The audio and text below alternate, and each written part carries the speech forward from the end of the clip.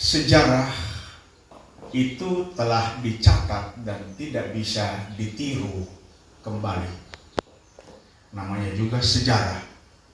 Perjuangan para pahlawan Republik ini telah menghasilkan momentum proklamasi 17 Agustus tahun 45. Dan kita setiap tahun memperingatinya.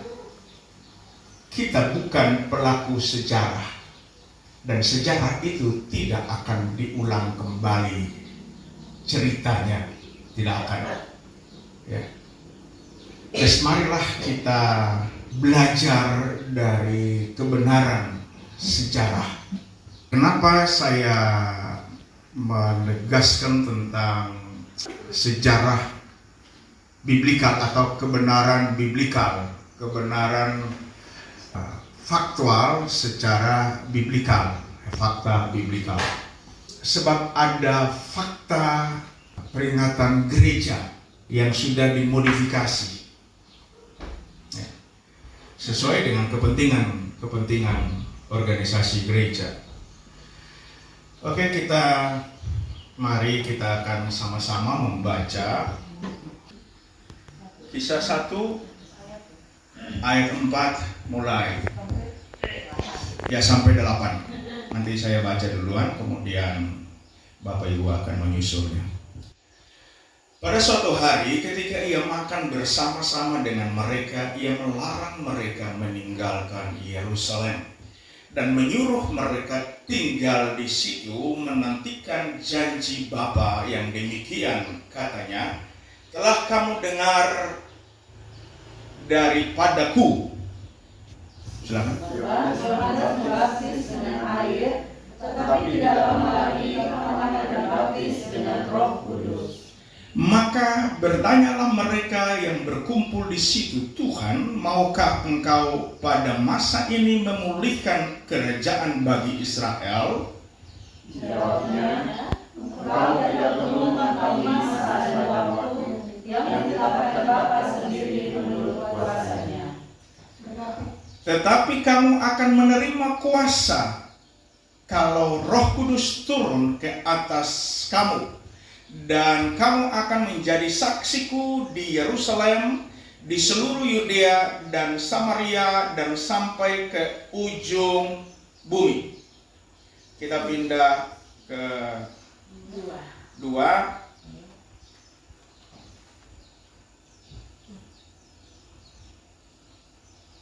Ayat 1 mulai. Ya. Ketika tiba hari Pentakosta, semua orang percaya berkumpul di satu tempat. Tiba-tiba turunlah dari langit suatu bunyi seperti tiupan angin keras yang memenuhi seluruh rumah di mana mereka duduk. Dan tampaklah kepada mereka lidah-lidah seperti nyala api yang bertebaran dan hinggap pada mereka masing-masing. Maka turunlah mereka dengan Roh Kudus, lalu mereka mulai berkata-kata dalam bahasa-bahasa lain, seperti yang diberikan oleh Roh itu kepada mereka untuk mengatakannya. Oke, sampai di situ dulu. Ya. Jadi ini kita belajar, menggali, mencari tahu. Ada 2 term yang seringkali membingungkan. Pada satu peristiwa penting di Yerusalem, ini menjadi debat kusiran teologis. Makanya kita harus menggali fakta biblikalnya antara baptisan Roh Kudus dan penuh dengan Roh Kudus. Ya. Saya agak sedikit berhati-hati dengan istilah ini, term, karena minggu kemarin telah masuk kritikan yang sangat membangun. Ya. Orang selama ini orang kan latah kepenuhan Roh Kudus, lalu Pak Semli bilang, wah, kalau kepenuhan Roh Kudus nanti tumpah ruah, dia kemana-mana nanti, ya, karena memang di dalam Alkitab saya coba cari tidak ada kepenuhan Roh Kudus, tapi penuh dengan Roh Kudus, penuh. Ya. Ada 3 jenis penuh dengan Roh Kudus. Ya, itu sudah ditanyakan oleh Pak Erik, saya ulangi saja. Jadi ketika orang percaya pertama kali menerima kuasa Roh Kudus secara penuh, itu disebut sebagai plero atau plerosta, plero, penuh.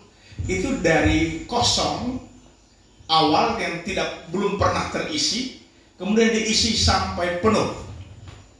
Ya. Ini penuh ini mengandung arti itu kuasa, penuh dengan kuasa.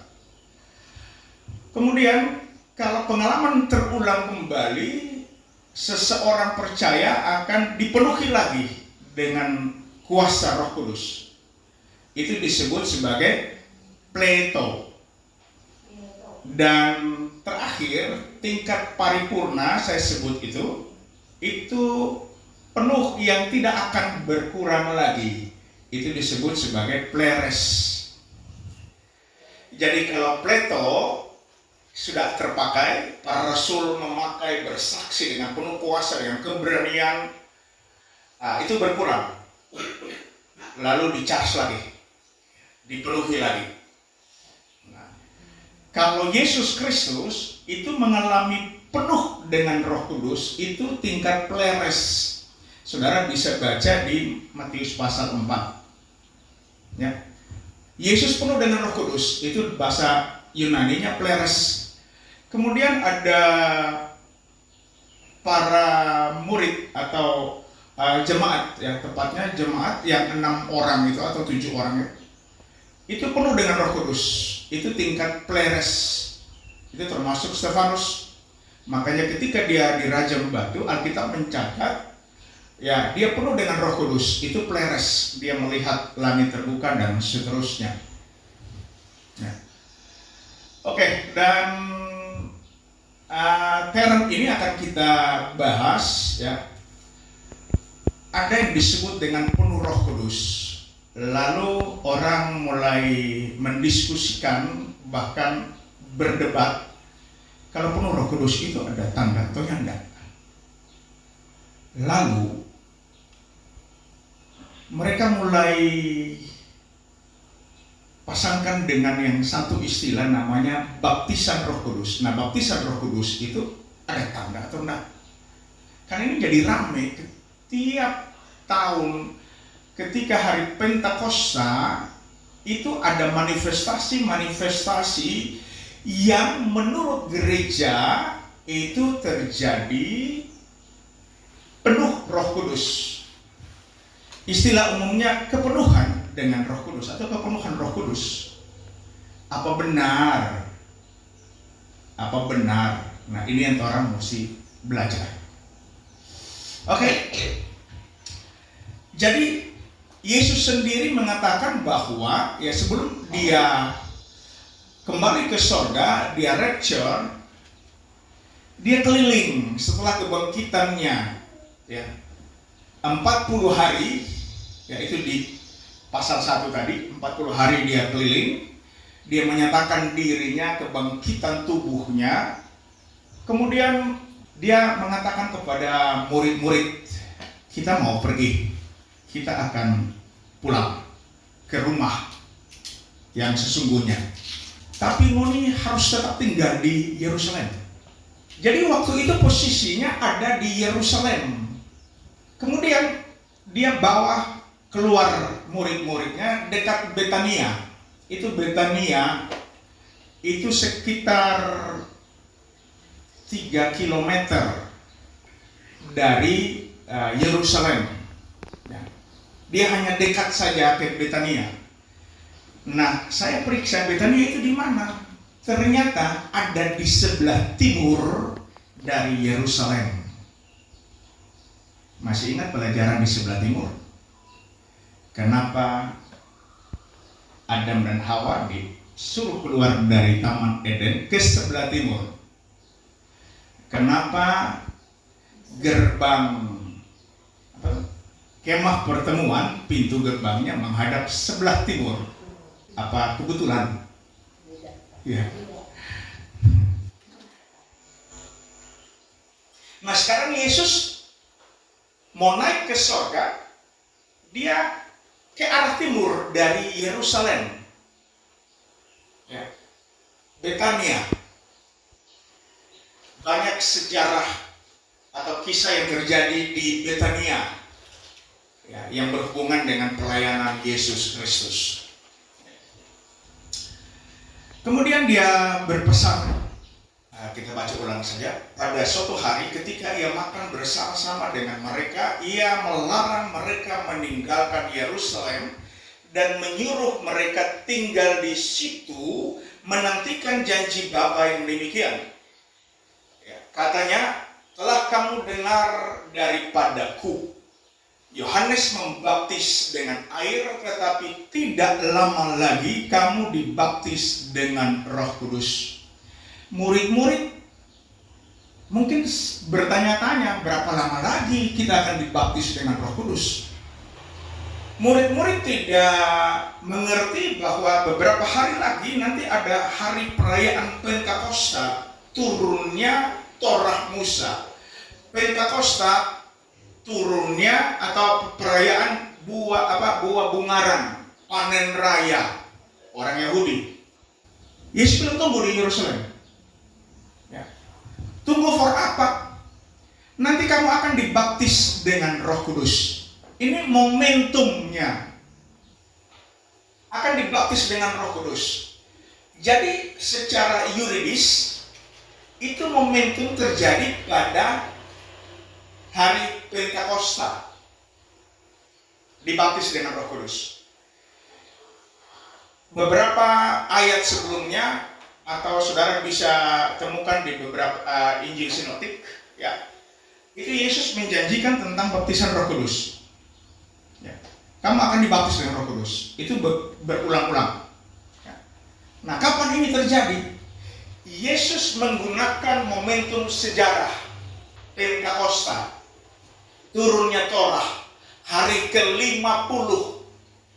Itu hari ke-50 itu dihitung 7 minggu tambah 1 hari. Dimulai dari Paskah, 7 minggu tambah 1 hari. Hari ke-50.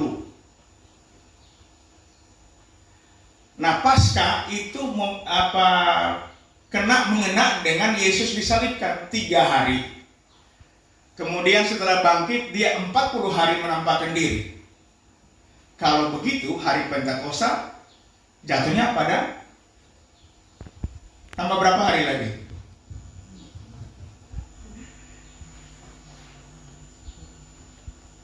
Tiga hari dia ada di dalam kuburan, dia bangkit pada hari ketiga, 40 hari dia menampakkan diri, berarti tambah 7 hari.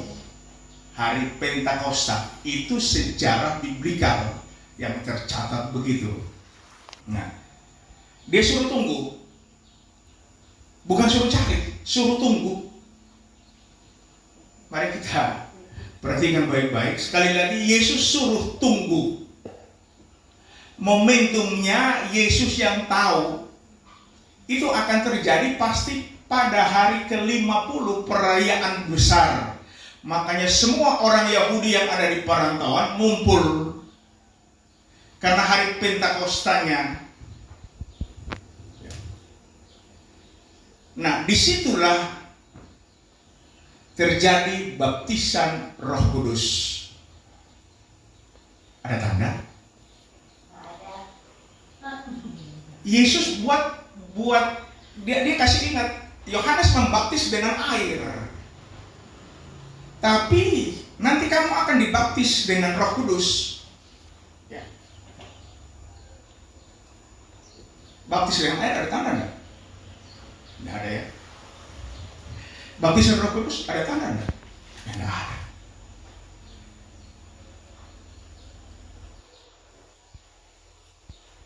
Setelah itu terjadi, momentumnya terjadi, Paulus menegaskan bahwa kamu semua telah dibaptis dengan Roh Kudus. Tolong dibaca, coba dicari 1 Korintus 13. Oke, mari orang baca bersama supaya kita semua bisa ingat. 2, 3. Sebab dalam satu roh kita semua, baik orang Yahudi maupun orang Yunani, baik budak maupun orang merdeka, telah dibaptis menjadi satu tubuh dan kita semua diberi minum dari satu roh. Ini perkataan Paulus atau penegasan Paulus ini based on peristiwa Pentakosta, pembaptisan oleh Roh Kudus. Saya coba merangkumnya di dalam tulisan singkat yang saya sudah kirim di Torang Punya Grup. Tolong buka dibaca supaya mari kita belajar bersama.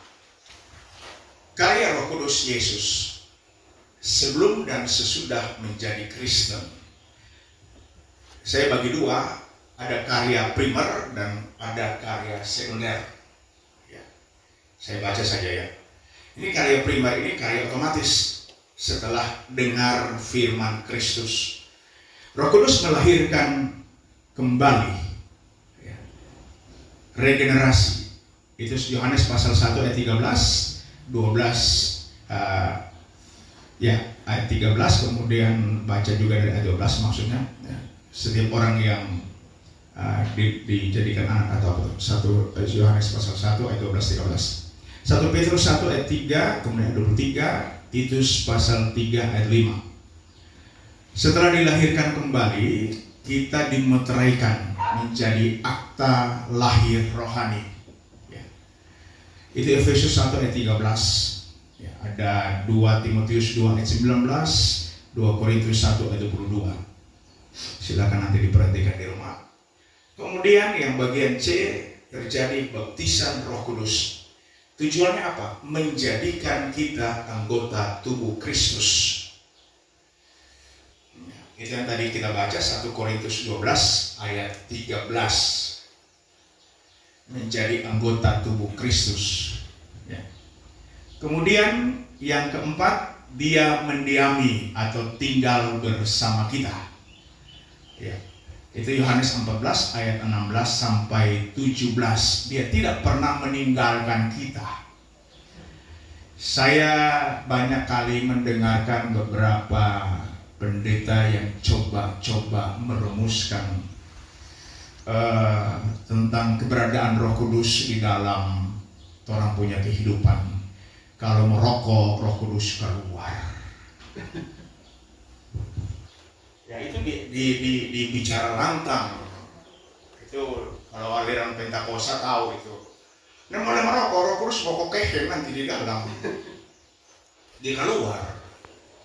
Nah kalau Roh Kudus bisa keluar, nah tempo apa tuh orang bisa bertobat? Ya nggak mungkin lah. Ya. Ini pemeteraian oleh Roh Kudus. Itu kalau periksa bahasa aslinya spragizo. Itu meterai yang kekal, tidak bisa diganggu gugat, dicabut, pasang, nggak bisa. Kita ketika dimeteraikan oleh Roh Kudus, kita menjadi milik Tuhan. Coba di 2 Timotius 2 ayat 19 ya. Nah perhatikan. Ya. Tetapi dasar yang diletakkan Allah itu teguh, dan meterainya ialah Tuhan mengenal siapa kepunyaannya. Meterai tidak bisa cabut pasang. Ya. Kita telah dimeteraikan. Nah mari kita lihat Efesus 1 ayat 13. Di dalam dia kamu juga, karena kamu telah mendengar firman kebenaran, yaitu Injil keselamatanmu. Di dalam dia kamu juga ketika kamu percaya dimeteraikan dengan Roh Kudus yang dijanjikannya itu. Ini pemeteraian tidak bisa cabut pasang. Ini hak paten selama-lamanya. Ya. Kita semua tahu apa itu istilah meterai atau dimeteraikan. Itu sah secara hukum. Tidak bisa diganggu gugat, berlaku untuk seumur hidup. Nah kalau dimeteraikan oleh Roh Kudus berlaku kekal. Jadi marilah kita kembali kepada kebenaran firman Tuhan. Ya. Dia mendiami, dia tinggal bersama kita. Itulah yang Pak Erik paling suka ngomong, Immanuel. Dia tinggal menyertai kita tanpa batas waktu. Lalu orang Kristen mulai diskusi dan debat kusir. Yesus naik ke sorga. Dia tidak ada lagi. Lalu ada rentang waktu tunggu. Ya. Waktu Yesus naik ke sorga 40 hari kemudian setelah kebangkitannya, kemudian tambah 7 hari, ke 1 minggu, rupanya ada spare waktu, vakum, kosong. Tunggu Roh Kudus, dia naik ke sorga. Nah, mari kita lihat Yohanes 14 ayat 28 ya. Tolong dibaca. Kamu telah mendengar bahwa aku telah berkata kepadamu, aku pergi, tetapi aku datang kembali kepadamu. Sekiranya kamu mengasihi aku, kamu tentu akan bersuka cita, karena aku pergi kepada Bapakku, sebab Bapa lebih besar daripada aku. Oke. Aku pergi, tapi aku datang kembali. Kalau periksa tensisnya, morfologisnya, pasif morfologis, itu dia bilang bukan dia akan pergi dan akan datang kembali. Bukan. Itu bentuknya bukan future, tetapi present tense. Ayat 8 itu merupakan pengulangan. Ayat 18 dibilang begini. Aku tidak akan meninggalkan kamu sebagai yatim piatu. Aku datang kembali kepadamu. Itulah arti Immanuel.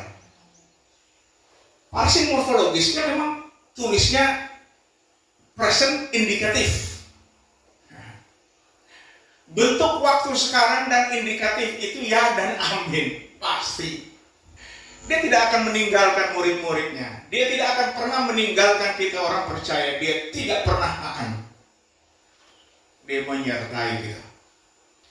Jadi ketika dia terangkat physically, tubuh soma terangkat, dia pernah mengatakan bahwa aku tidak akan pernah meninggalkan. Nah, apakah ini terjadi kontraindikatif? Ya. Ini terjadi kontradiksi. Ya. Tadi bilang tidak pernah akan meninggalkan, tidak akan. Tapi sekarang kok udah lihat terangkat, ya kan? Nah, ini sebenarnya kalau dalam gaya bahasa orang biasa bilang paradoksal, dapat lihat bertentangan, mas sebenarnya nyandak. Ya. Secara fisik dia kasat mata dia terangkat, tetapi dia sudah bilang dia menyertai kita. Dia bisa berbentuk apa saja untuk menyertai kita. Ya. Kalau roh kan tidak bisa dibatasi oleh ruang dan waktu.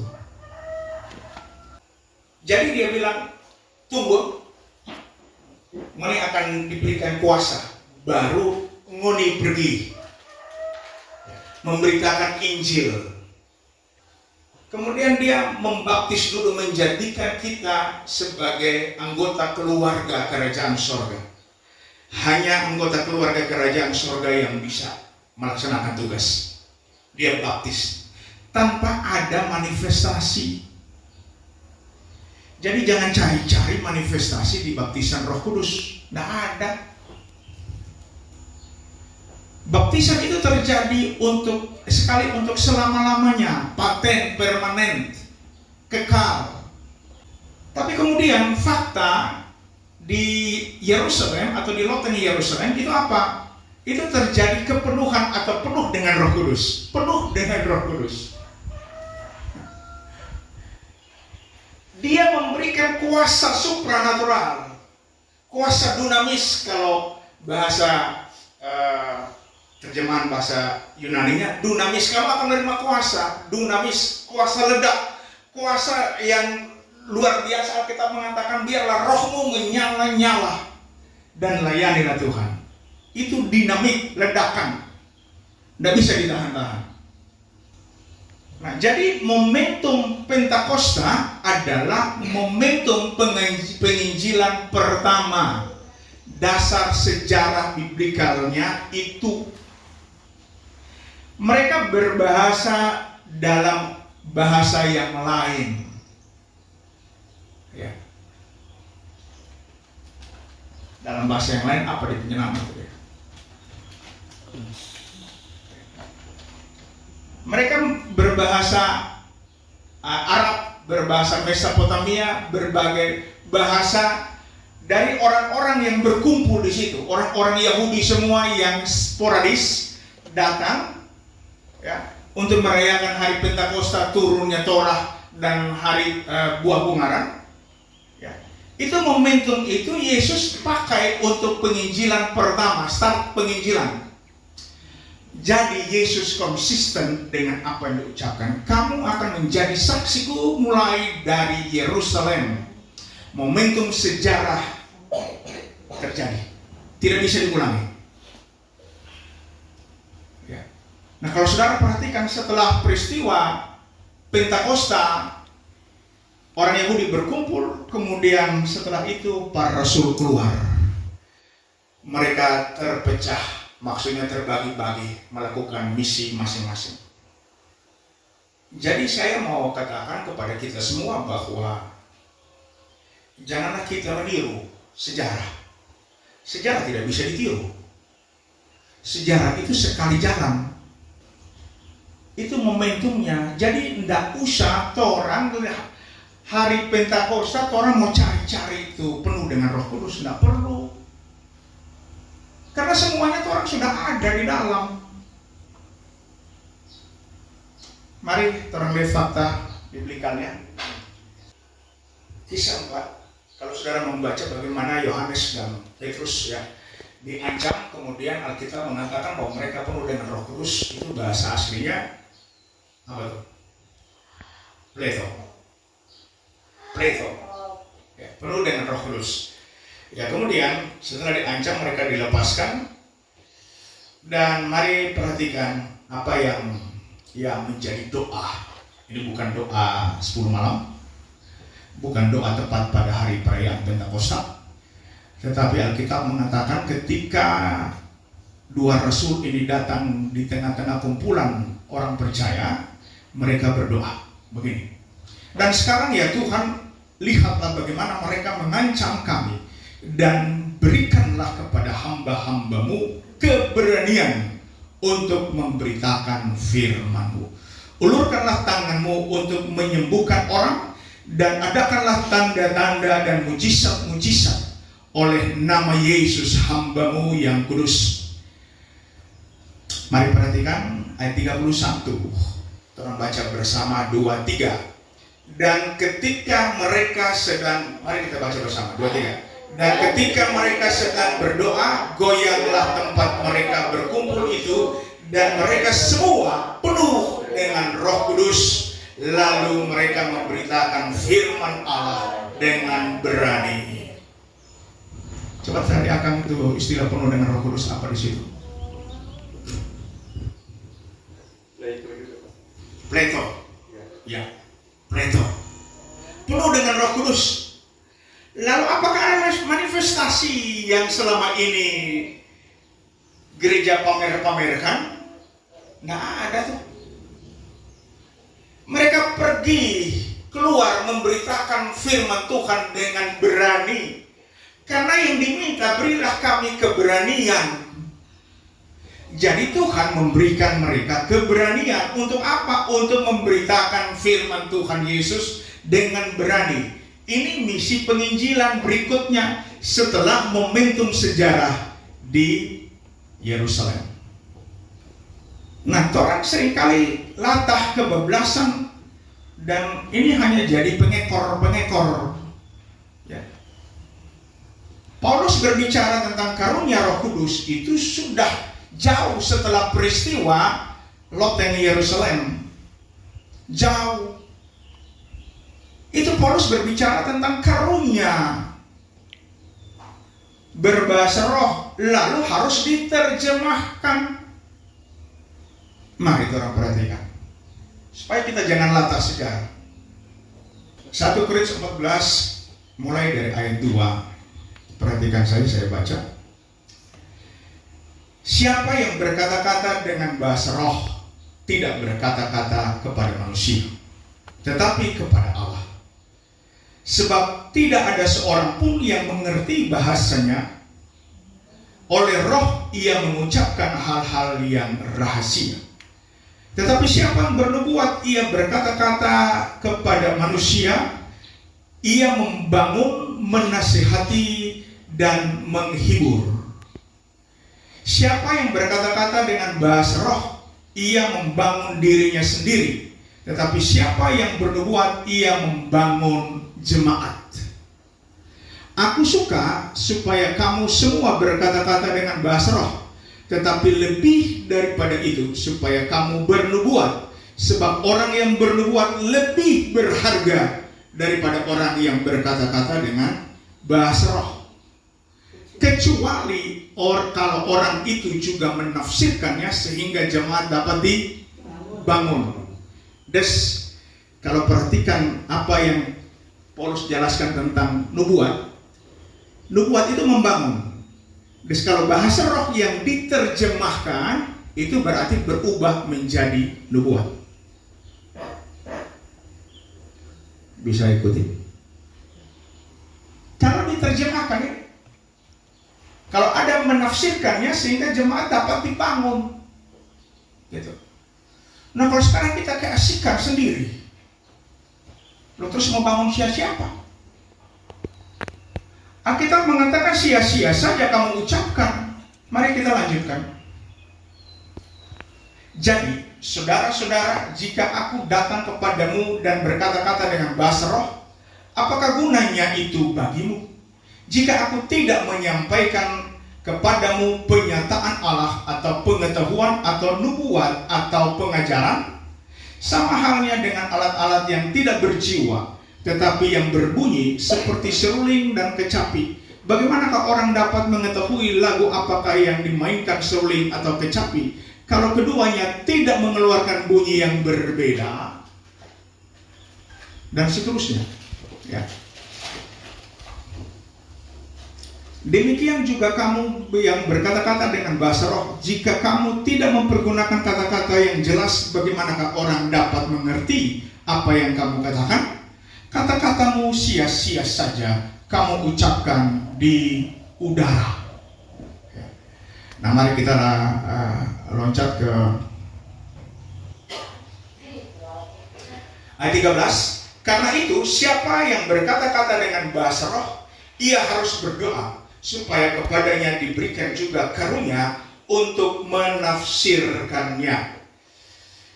Oke, nanti saudara bisa baca detail, tapi kita mau loncat ke ayat 26. Jadi bagaimana sekarang, saudara-saudara? Bila mana kamu berkumpul, hendaklah tiap-tiap orang mempersembahkan sesuatu, yang seorang mazmur, yang lain pengajaran atau penyataan Allah, atau karunia bahasa roh, atau karunia untuk menafsirkan bahasa roh. Tetapi semuanya itu harus dipergunakan untuk membangun. Ingat, orang berjemaat. Ya. Jadi jangan bahasa roh untuk egois saja, kepentingan diri sendiri. Harus untuk membangun. Ya. Ini pengajarannya.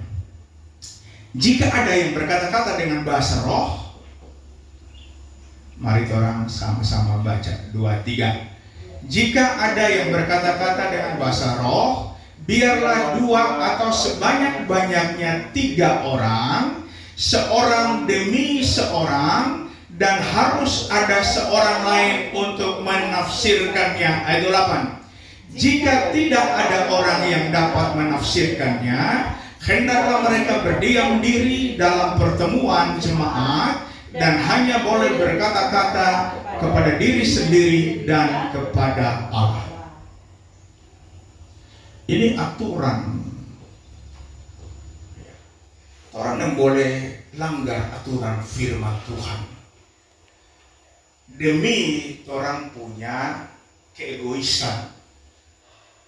2 atau sebanyak-banyaknya 3, 1 per 1, bukan rame-rame.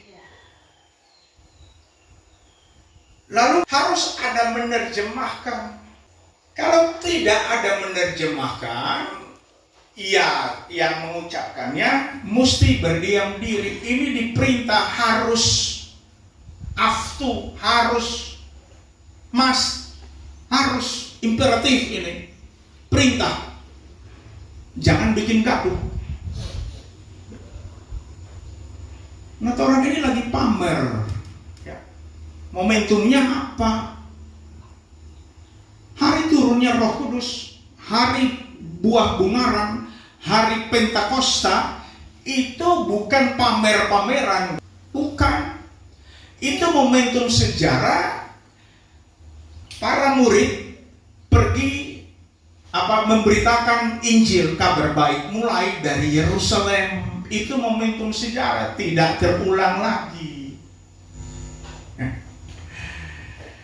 Semoga kita tidak terus seumur hidup menjadi latah.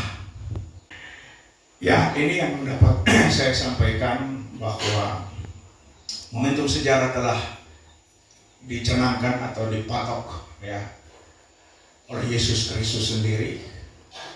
Dia mengambil hari ke-50, hari Pentakosta, hari sejarah turunnya Torah Musa, dan hari buah bungaran. Itu perayaan hari besar ya. Yesus mengutus mereka. Sebelumnya dia bilang tunggu sampai diberikan kuasa, diperlengkapi kuasa. Sekarang kuasa itu sudah ada di dalam, dia tinggal menyertai kita. Bagaimana mengaktifasinya? Itu yang Ibu Rohani Jane ulang-ulang berulang. Mari kita aktifasi. Ya, jangan kita latahan, kita aktivasi saja. Kuasa itu sudah ada di dalam. Yesus bilang, aku telah memberikan kuasa kepadamu. Kuasa sudah kita terima, mari kita aktivasi. Yohanes dengan Petrus berhadapan dengan mahkamah agama penuh dengan Roh Kudus. Mereka tidak berbahasa roh, tapi penuh dengan Roh Kudus. Alkitab mengatakan begitu. Ya. Saya punya buku kecil, buku kecil ya. Cuma ukurannya sekitar seperti ini, handphonenya. Ada kesaksian ahli fudu.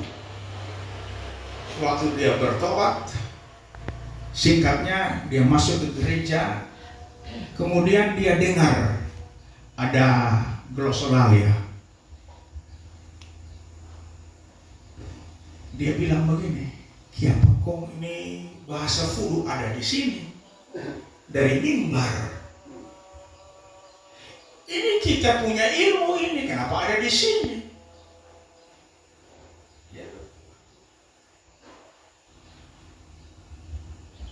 Jadi ini penyusupan atau penyisipan ini manifestasi liar yang orang latah semua, tidak pernah diterjemahkan, lalu gagah-gagahan, suruh penginjilan tak pasti mati.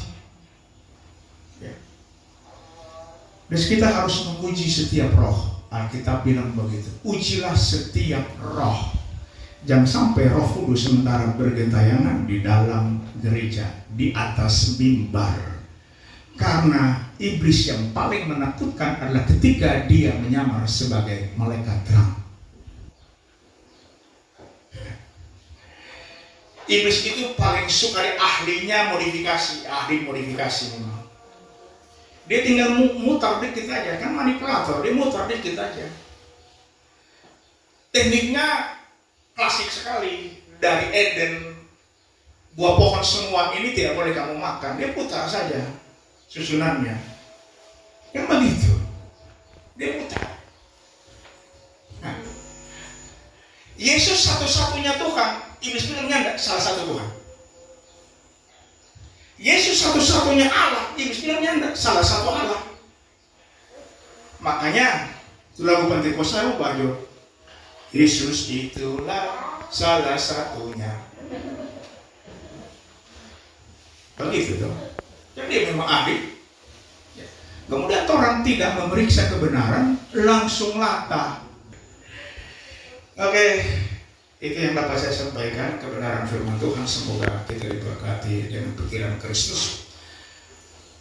Orang punya prinsip pelayanan, karena kita orang benar, berpikir yang benar, apalagi bicara yang benar, berkata-kata yang benar tentang kebenaran, dan lakukanlah kebenaran itu.